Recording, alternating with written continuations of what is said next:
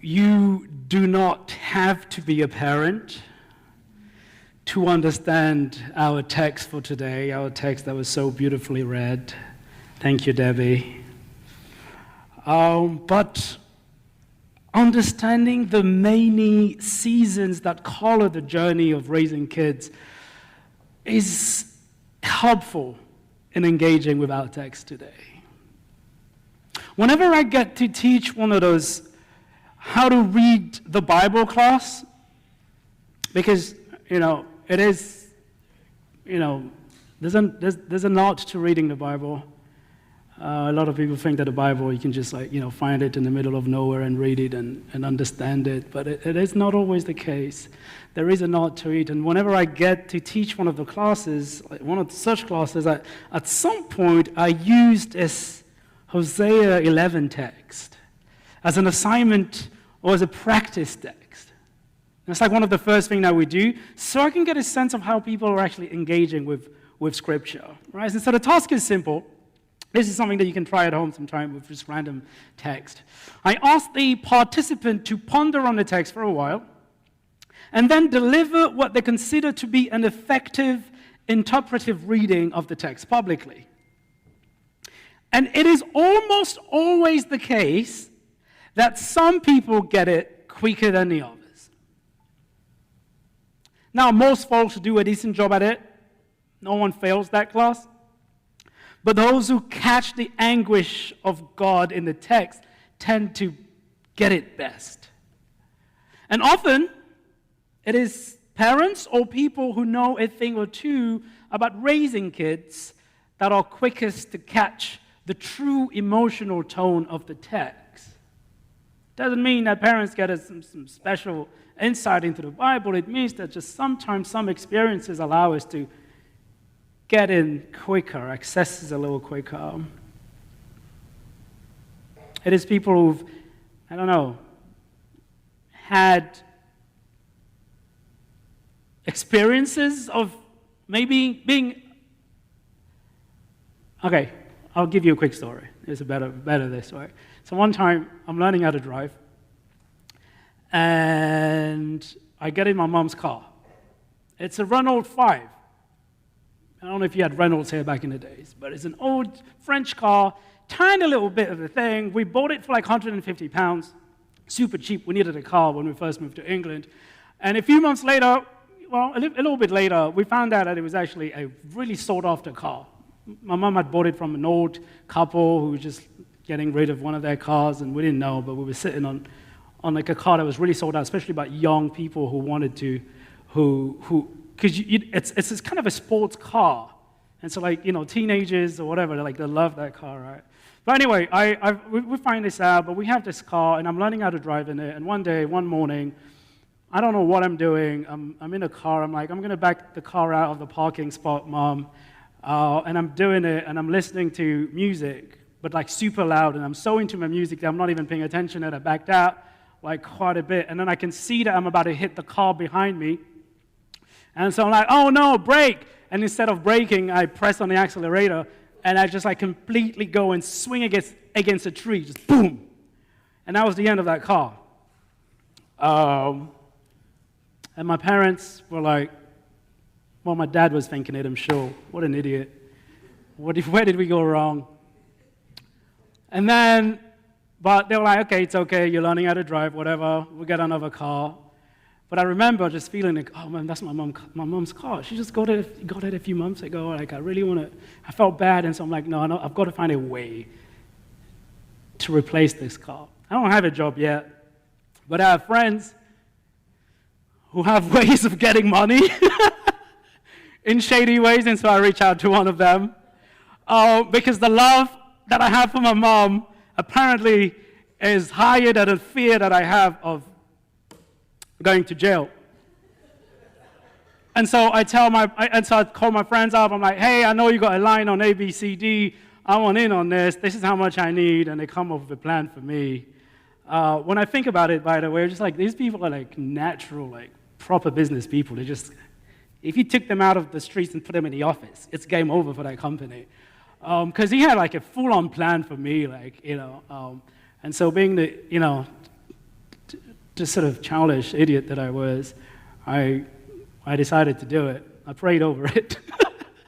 I realized, I'm going to give it a go. And so I did it. It was a bad plan. I got in trouble with the law. And I started receiving letters. And I was hiding them. My mom came across one day. And I knew this was over for me, And I remember the day I'm coming back from school and my parents are sitting in the living room. And every time I come home and my parents are sitting in the living room waiting for me, it's like, I have like flashbacks of being, even younger and just like, This is when parents believed in hitting your kids. And I have amazing parents, by the way. Don't judge them on these little instances. I was a terrible kid. And so, I get in there, I'm like, oh my gosh, what is it going to be this time? I'm going to get in so much trouble. And I got in, and my parents, hugged me. Both my mom and my dad just, hugged me and then sat me down. Uriel, what are we going to do? Because I was expecting, yo, what are you, what are we going to do? Anyway, long story short, nothing really crazy happened. We came, our community was super loving, and they kind of took care of me. But memories like that allow me to come into this text, although I'm not a parent, and understand a little bit of what's it like to raise kids, what it's like to go through the different season of raising kids. And in a text that talks about God from the perspective of a parental metaphor, it is helpful to have parents to kind of help us understand this text. And so this morning, I'm not going to do a ton of talking. I've invited a few parents to come and join us up here, and they will shed some light into this text for us. And so I'm going to invite Doug to come forward. I'm going to invite the Posners, and Mark, are you here? To come forward, and we'll talk about this text a little bit. There are sentences like, when Israel was a child, I loved him, and out of Egypt I called my son. When you have someone who gets it, and they read that like Debbie just did today, did you feel it? I felt it. I'm like, dude, This is like a parent going through one of those, what do you call them? Albums. All right? God going through the photo album going, oh, that's when I taught Ephraim how to walk. Oh, this is where Ephraim did his first cartwheel, that kind of stuff. And so I'm so grateful that you all have accepted to be here today and to kind of, speak to a little bit of your experience of raising kids. And the hope is that, we'll have a good discussion and get a bit more insight into this Bible text. Let me grab my thing here. Oh, no, this is actually yours to pass. I've got mine here. All right, so before we dive into more thoughtful questions, more serious questions, I'd love everyone to get to know you a little bit better. Could you maybe each tell us your name, how many children you have, and their ages? I think that would be a good place to start. Hi, I'm Mark. I have two kids, two boys. One is Julian. He's 9 years old. He'll be 10 in September. The other is Otis. He is 4. They're both downstairs in the kids' programs right now. All right. Thank you. Eleanor, and we have 2 daughters. Ellie is 28. Beverly is 26. All right. And I'm Lee Posner. You have 2 daughters, right? 2 daughters. I'm Doug Schultzen, and I have one son who's 57 years old now, and 4 grandkids, and the oldest is 30. So when you asked me to some of the questions, I called my son and talked to him about this.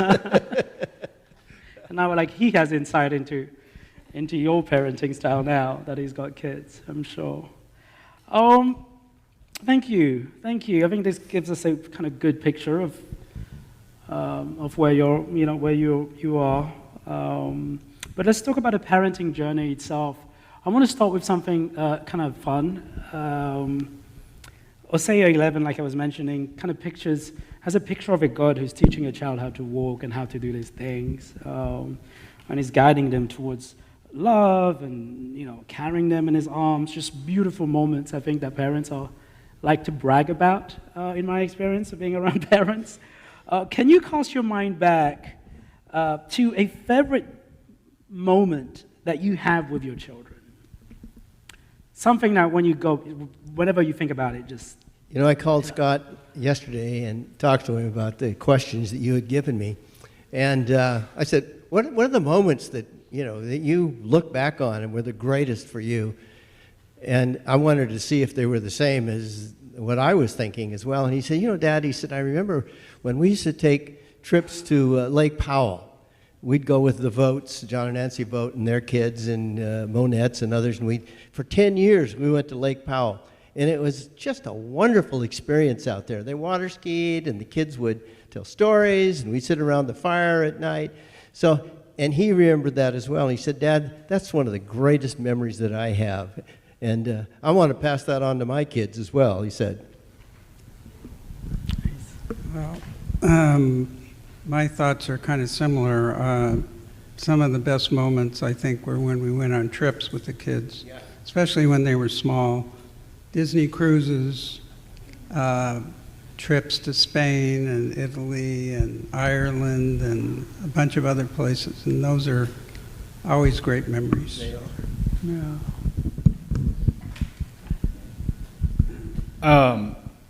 This week was a pretty big week for me. My youngest son, Otis, he started TK in school. So he, graduated from daycare to full-on school. So it's been, I'm trying not to get choked up right now, but it's very a special moment right now. And the older one, it's just a constant evolution of new interests and seeing his achievements in school. I go to back to school night and I actually see what he's working on. It's really a touching experience.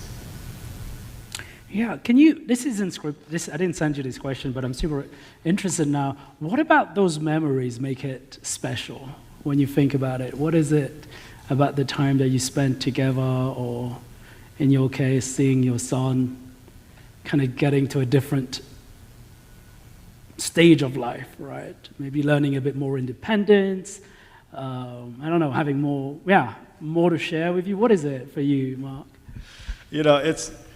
It's really interesting seeing them learn things that I didn't know they knew, new words. I mean, it's just like kind of wild when they share their perspective on things, and it's you just kind of get blown away. It's just like, oh, you are an independent person. You have these individual thoughts. I don't know. That's kind of one aspect of it. Yeah, I don't want to put anyone on the spot, but if you have some thoughts, we'd love to hear from it. Well, yeah, my thinking on the trips was that, we weren't working, so we spent really quality time with them, and they were not in school, so we actually got to be with them all the time. Yeah. And sometimes we would go with the extended family and make a big trip out of it. But it was just being able to spend time, because otherwise, when I was working, we were working so much that we couldn't really spend quality time with the kids. It's interesting because those times were wonderful times. And in those days, in my early career here in Southern California, I was in the youth department of the conference and was a preacher, and I was out preaching every weekend at another church. And I remember when I came home one Sabbath, and there were folks there at the house, and I walked in, and my little son said, "And who are you?" And I thought to myself, I think I need to stay home more. That's funny. Yeah, Yeah. Next question. I shared a little bit. This was impromptu, actually. I wasn't planning to share this story with you about the kind of, I want to specify. I was a good kid until, it was about 4 years of from 15, between 15 and 18, when it kind of got crazy, and I gave my parents a lot of headache. I know my dad prayed so much for me, but it's not easy being a parent. We don't have to, we don't. I don't want to overstate that. Can you cast your mind perhaps to a time that was particularly challenging for you, or an instant that you feel like you can share with us? I'll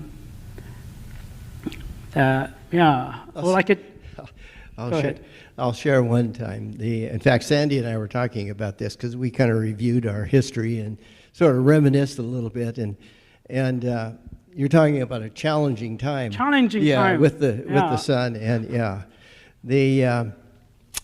And when he was 16 years old, he was I think he was a sophomore here at the academy, and he'd just gotten his license, and so he and his buddies were going to go to, I don't know whether it was a club or something, and I didn't do what I should have done as a parent and looked into it closer, but anyhow, he took the car, and we told him, you be home at 11:30 at night, you be there, and guess what, 11:30 came and he wasn't home, and 12 o'clock came and he wasn't home, and Sandy and I were getting, quite concerned about this. Where is Scott? And we knew he was with his friends, but where is he?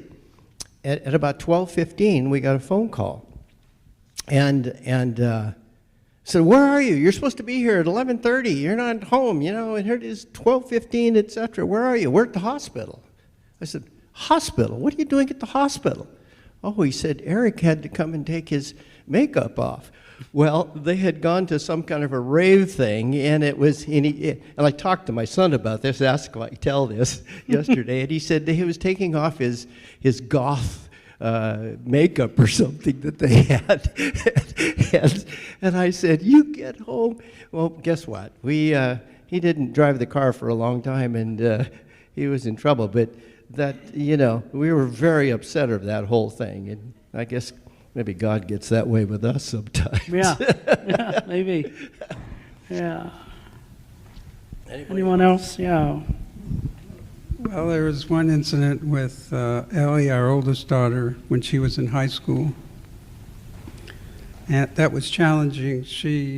There was one parent, luckily I don't remember her name, who was apparently jealous of my daughter and didn't like the fact that she wasn't hanging out with her daughter or something like that.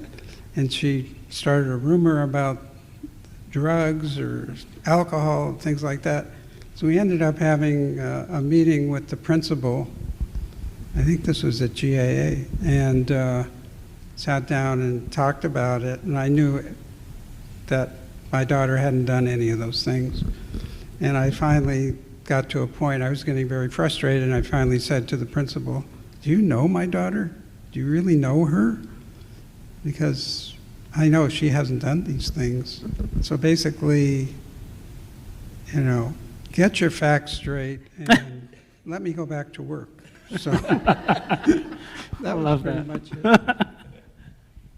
The challenging time was when they were a kid. We have to pick them up late, 6 p.m., and then take them home, and Lee had to shower them while I'm cooking, when I was cooking, and then put them to bed, and early in the morning get them up around 5 and took them to A+ or daycare. So that's very challenging.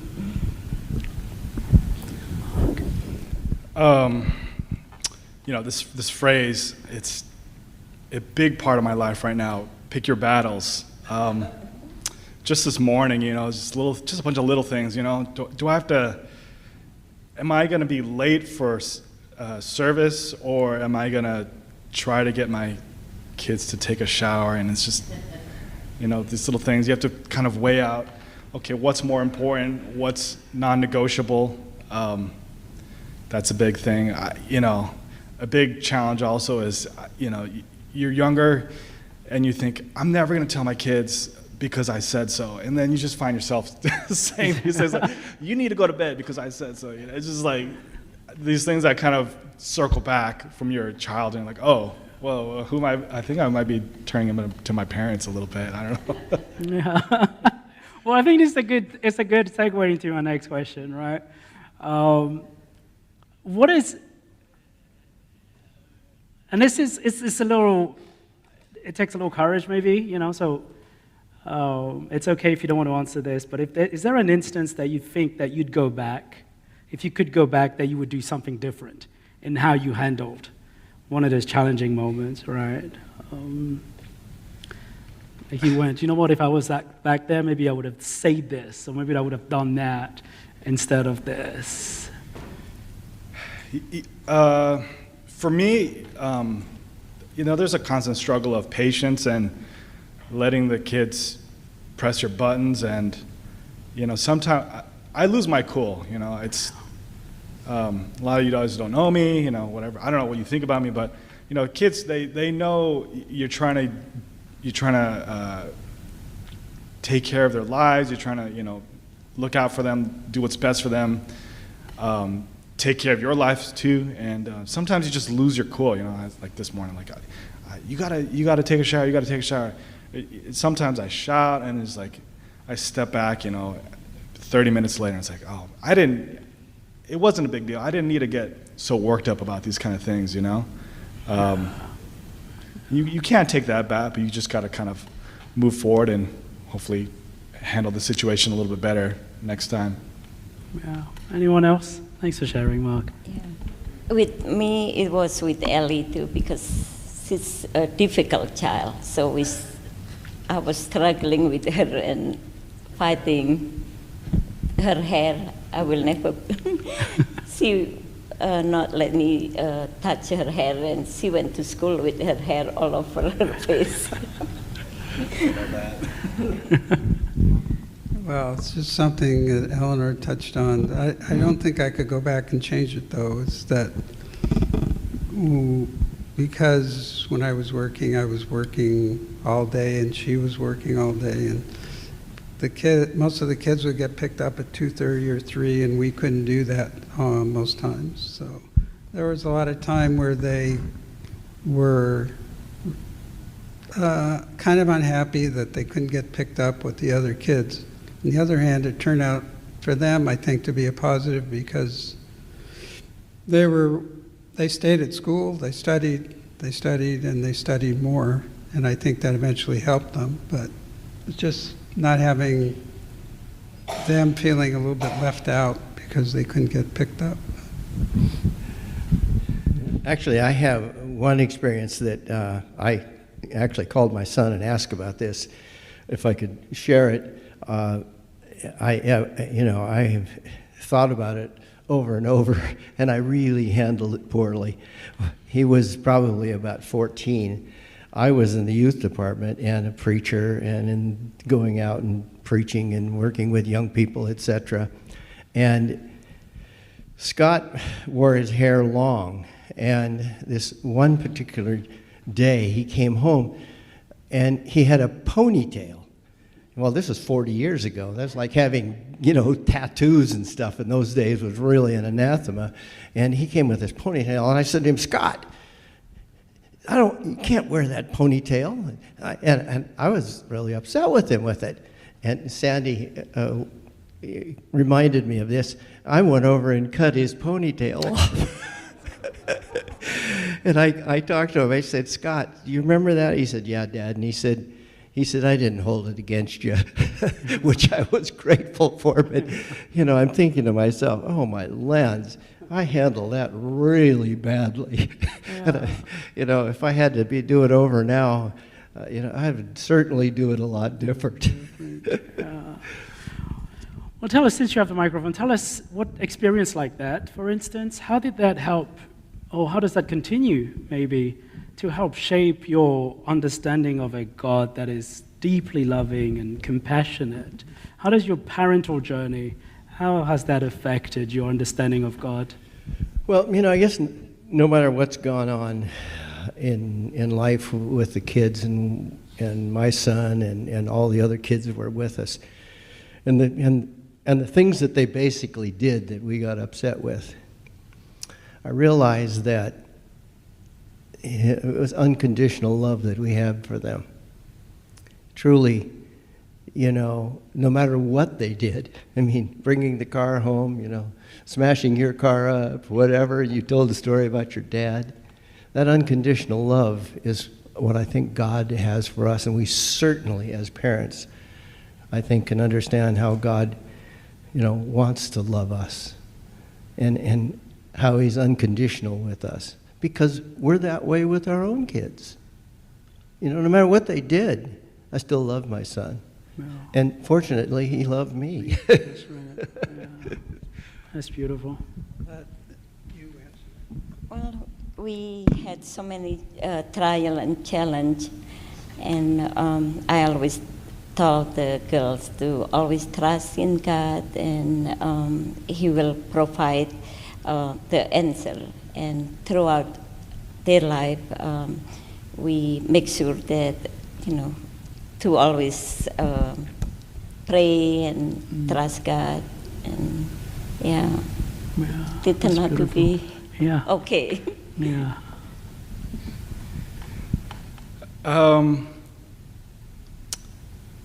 I mean, the unconditional love is definitely a big point. I mean, I think being a parent is, I kind of think about how much I'm interested in how my kid works, what makes them happy, what they're interested in, what they're afraid of, what they're, passionate about. And I think of, God,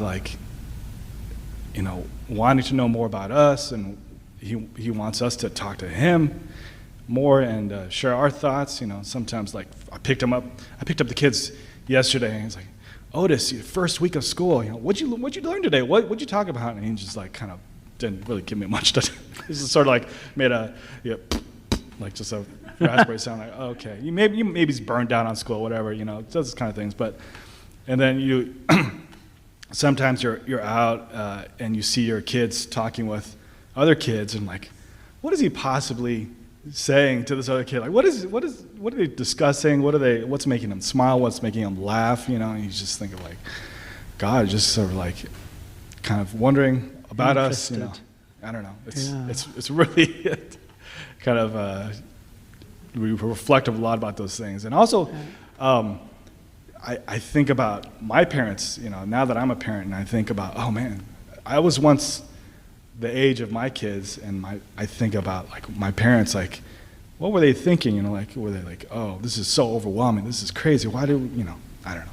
It's kind of this. Yeah. Think about my parents now a lot more. Yeah. No, I get that. I get that. Well, thank you so much. Thank you so much for sharing some intimate parts of your life with us. I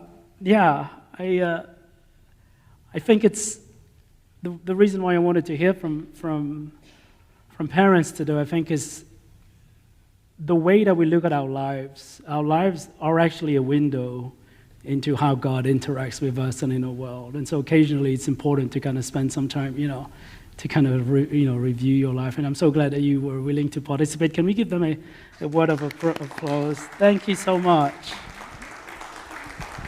Thank you so much. There's so much depth and richness here.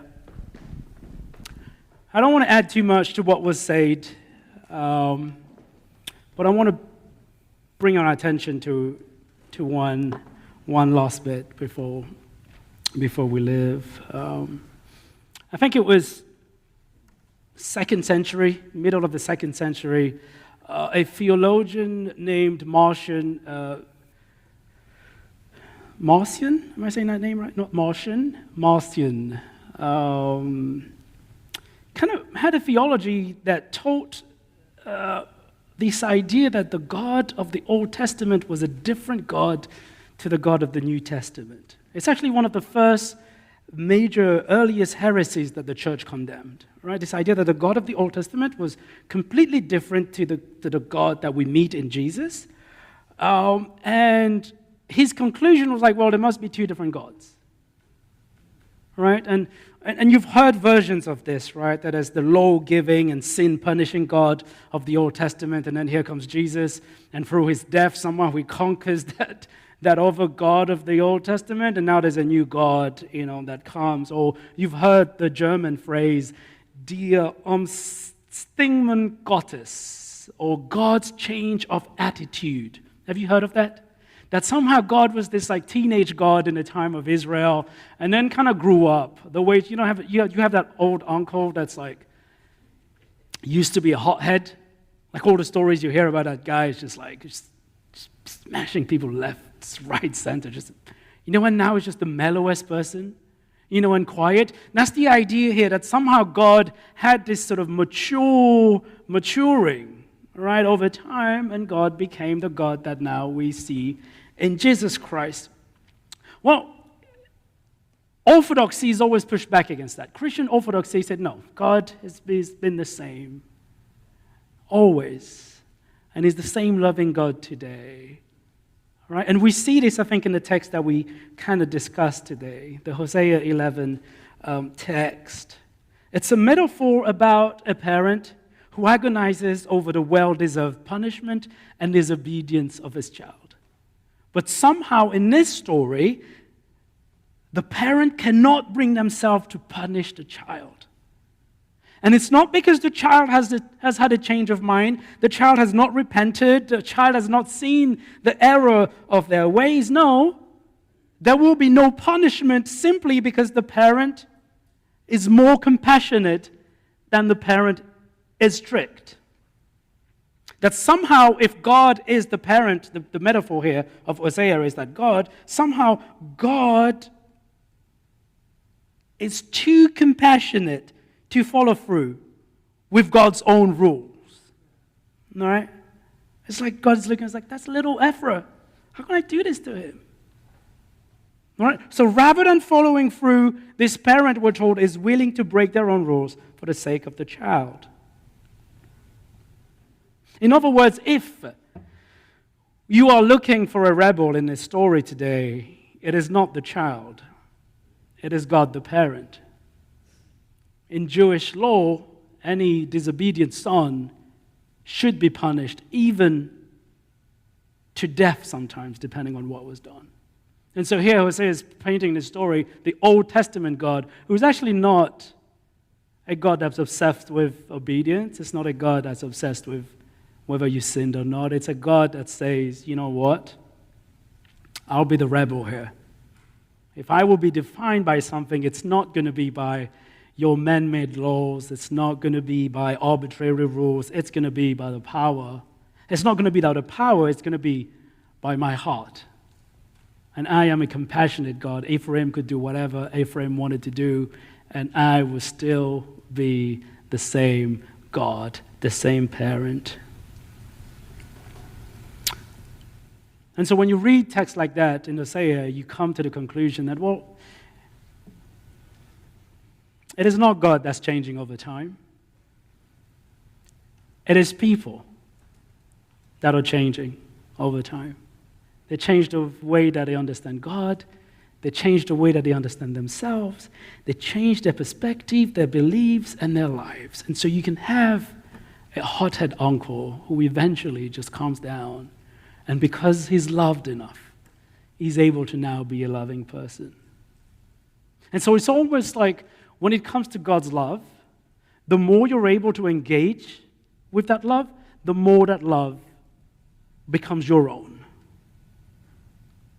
Because when you read the text, you realize that, well, it's actually, even though the prophet is writing to let people know what God is like by using the parent metaphor, but the people that are reading the parent metaphor about God are actually becoming better parents themselves.